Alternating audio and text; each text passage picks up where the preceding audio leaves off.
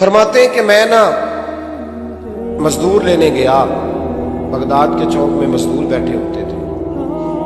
तो मेरी उन मजदूरों में से ना एक नौजवान बच्चे पे नजर पड़ी। बड़ा कमजोर सा वजूद था, लेकिन चेहरे पर इबादत का निशान था। माथा बताता था कि नमाज का बड़ा ख्याल रखता है। मैं उसके करीब गया। चेहरे भी बड़ा कुछ बताते हैं ना, चेहरों में भी बड़ी रानाई होती है। फरमाते हैं मैं करीब गया, मैंने उसको कहा बेटे मजदूरी करोगे? तो कहने लगा मजदूरों में बैठा हूँ तो हुजूर मजदूरी के लिए ही तो बैठा हूँ। तो मैंने कहा कि चलो फिर। कहने लगा नहीं मेरी कुछ शर्तें। मैंने कहा बताओ? कहने लगा पहली शर्त यह है कि लोग 4 दिनार दिहाड़ी लेते हैं, मैं 3 दिनार लूँगा। मैंने कहा यार मैं तो बड़ी बेहतरीन है, बाकी भी इस तरह की रख ले। उसने कहा हुजूर दूसरी शर्त यह है कि मैं आपकी मुकम्मल बात मानूंगा, लेकिन जब अजान हो जाएगी फिर आपकी नहीं सुनूंगा। तीसरी बात उसने ये की कि हुजूर मैं आपके घर में काम करूंगा पर आपके किसी सवाल का जवाब नहीं दूंगा। कहते मैंने कहा यार तू बड़ा अजीब है, शर्तें तो मालिकों की होती हैं। कहने लगा जी बहरहाल मैं शर्तें लगा के जाऊँ। फरमाते मैं उसे घर ले आया। काम मैंने उसको बताया तो जो काम मजदूर सारे दिन में करता है ना, उसने 2 घंटे में कर दिया। हमारे मजदूर सिगरेट पीने में भी तो आधा घंटा लगाते हैं, वो चाय पीने जाएं तो पौना घंटा। वहां उनको भी तो ध्यानदारी करनी चाहिए कि नहीं करनी चाहिए? मुआहदा किया है ना जी, तो पूरा उतरना चाहिए ना।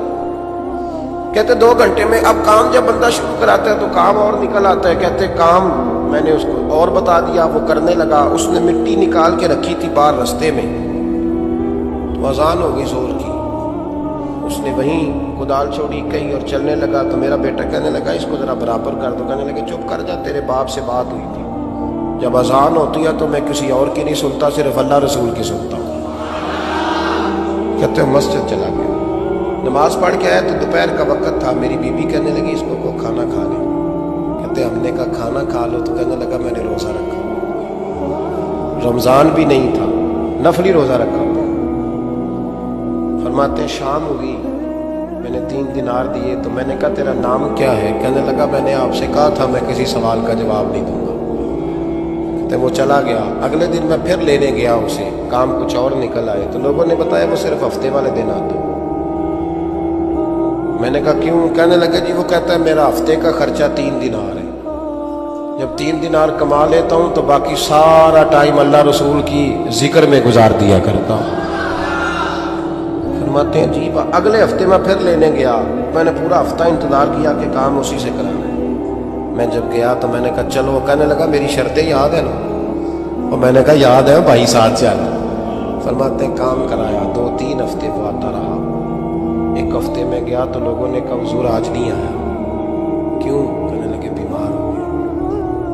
कहाँ घर है? कहने लगे बगदाद के कब्रिस्तान के पीछे जो कच्ची आबादी है उसमें रहता है।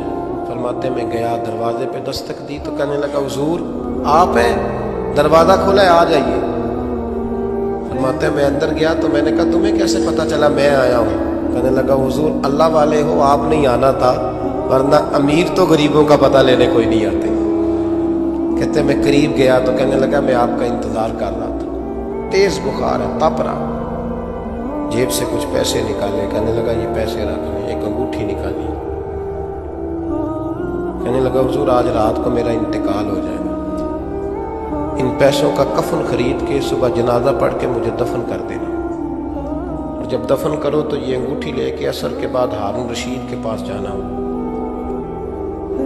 आप उसे कहना मैंने मिलना है पर वो आपको टाइम नहीं देगा। आप उसको आवाज़ दीजिएगा कि तेरी एक अमानत है मेरे पास। फिर वो आपसे मिलेगा तो अंगूठी दे दे, फिर आप मेरी तरफ से फारिग हैं। हज़रत फरमाने लगे तेरा नाम? और कहने लगा हुजूर वक्त थोड़ा है, आज रात मैंने जाना है, बड़ी लंबी माफ़ी मांगनी है रब करीम से। अगर मुनासिब समझे तो मुझे अपने रब से तन्हाई कर दे। फरमाते हैं मैं आ गया और उसकी बातों ने मुझे सारी रात सोने नहीं दिया। फरमाते सुबह बड़ी मुश्किल से सूरज निकला, मैं गया दरवाजे पे हाथ रखा तो दरवाज़ा खुला हुआ था। अंदर दाखिल हुआ तो खुशबुएं मेरा इस्तकबाल कर रही थी। जब चेहरे से कपड़ा हटाया तो उसका तो इंतकाल हो चुका। इंतकाल हो चुका, ऐसे जैसे किसी का दीदार करके सोया। कहते मैं तो 2 आदमी ले गया था जनाजे पे, पर पता नहीं दुनिया किधर किधर से आई, कहां कहां से। अखा जो मीटियां जमाना मैनू रोवेगा, अपना ते अपना बेगाना मैनू रोवेगा। फरमाते हैं मैं तो 2 बंदे ले गया था, पर पता नहीं मखलूक कहां कहां से आई। जनाजा पड़ा, दफन किया।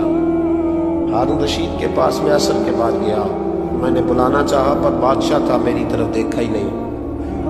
मैंने उसको कहा तेरी एक अमानत मेरे पास है। फरमाते हैं मुझे कोने पे ले गया, क्या बात है, कमरे में बुलाया, मैंने अंगूठी दी। हारून रशीद तो चीखे मारने लगा, कहने लगा अंगूठी वाला कहाँ है? मैंने कहा वो तो इंतकाल कर गया। कहने लगा मुझे कब्र पे ले चल। कहते मैं कब्र पे लाया तो वो लेट गया, तड़प के रोने लगा।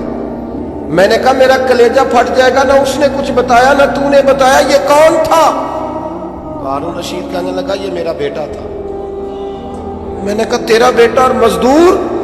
कहने लगा हुजूर ये हजरत दाऊद ताई के पास बैठा करता था, उनका मुरीद था, मुझे रोज कहता था अब्बा तूने बड़ी दुनिया इकट्ठी कर ली है, मरते वक्त तुझसे टांगे समेटी नहीं जाएंगी, इतना हिसाब नहीं तू दे सकेगा।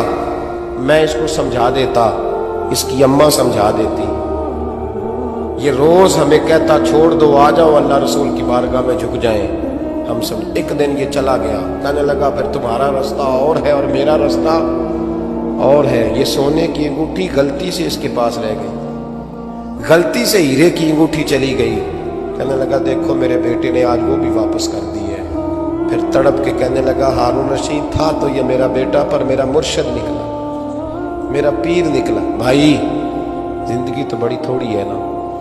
बाबा साहब ने कहा था उठ फरीदा सुत्ते आओ, भाई दाढ़ी आ गया पूर, अग्गा नेड़े आ गए, पिछा रह गया दूर। उठ फरीदा सुत्ते आ, खलकत वेखन जा, मते कोई मिल जाई बख्शिया ते तू ही बख्शिया जा। उठ फरीदा सुत्ते आ, झाड़ू दे मसीत, तू सुते रब जागदा, तेरी डाडे नाल परीत। मेरा रब हमें भी अपनी बारगाह में कबूल फरमा।